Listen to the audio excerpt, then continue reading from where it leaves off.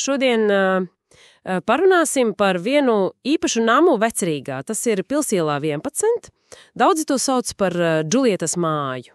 Jā, bet patiesībā tas ir stāsts par bijušo angļu klubu, un mums ir vēsturiski materiāli par to, kā šī ēka tappa.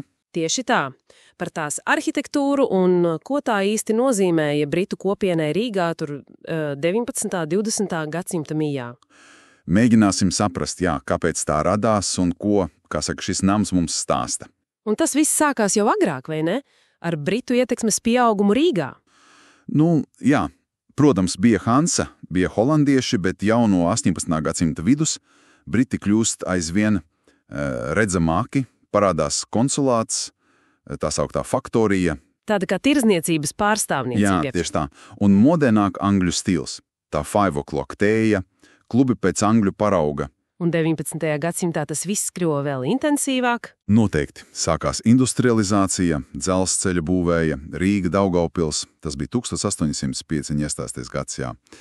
Un politehnikums piesaistīja daudz britu, inženierus, uzņēmējus. Arī pasniedzējus. Un dažas ģimenes pat kļuva par vietējiem, vai ne? Kā Armitstedi. Jā, Armitstedi, Kārlēli. Viņi iekļāvās vietējā elitē, tā teikt, patriciātā.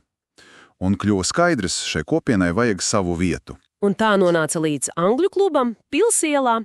Doma iedeva zemi, tādu interesantas formas gabalu pie anglikāņu baznīcas, un uzdevums tika Vilhelmam Bokslām. Jā, vietējam arhitektam. Viņš ķērās klāt un strādāja ātri. Ēka tapa 1901. gadā. Un tur bija gan klubs, gan patvērtne trūcīgākiem britiem. 2 vienā tātad. Un arhitektūra, viņš izvēlējās tādu, diezgan pamanāmu stilu. Tieši tā, neoromānika. Rada asociācijas ar viduslaiku torni, tādu Bergfrīdu. Un fasādes ir tiešām, ļoti bagātīgi dekorētas. Visādas karnīzes, kolonnas, reliefi. Un, protams, tas balkons Anglikāņu ielas pusē. Tas, par ko visi runā, Džulietas balkons. No marmora pat. Karāras marmors, grezni. Bet, lūk, te ir tas interesantākais pārpratums. Kāds pārpratums? Tas nav saistīts ar Šekspīru? Principā nē, jo tas slavenais balkons Veronā, kādu mēs to zinām, tapa tikai ap 1930. gadu, pēc vienas filmas. Paga, bet šī Rīgu sēka ir no 1901. gada. Tātad 35 gadus vecāka. Tieši tā.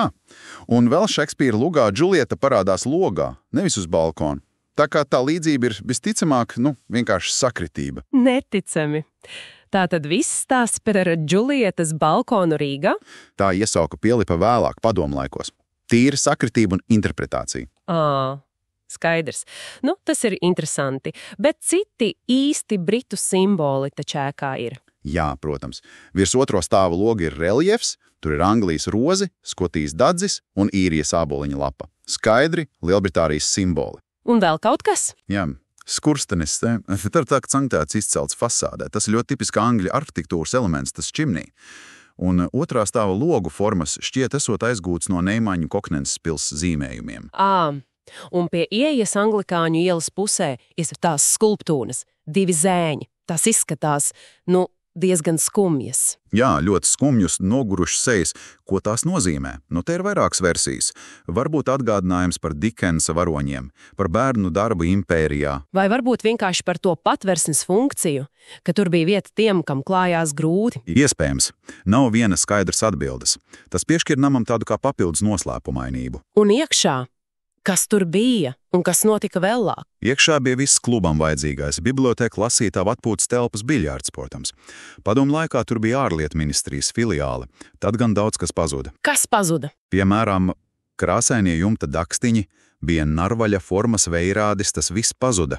Bet pēc neatkarības atjaunošanas ēkā iekārtojās Dānijas vēstniecība un fasādes tika, atjaunotas. Tātad kopumā ņemot, šī ēka ir kā tāds mazs, bet ļoti koncentrēts Anglijas stūrītis Vecrīgā, vai ne? Bokslava darbs. Jā, ļoti prasmīgi iausta pilsētas audumā. Pils ar Lielbritānijas simboliem, vēsturi un pat ar tādiem interesantiem pārpratumiem, kā tas balkona stāsts. Tāda spilgta liecība par britu kopienas nozīmi Rīgā. Un tas liek aizdomāties, protams, cik vēl Rīgā ir šādu vietu, kas glabā līdzīgus stāstus par kultūru sajaukšanos, vēstures ironiju, varbūt kādiem arhitektūras noslēpumiem, kas vēl gaida savu atklājēju.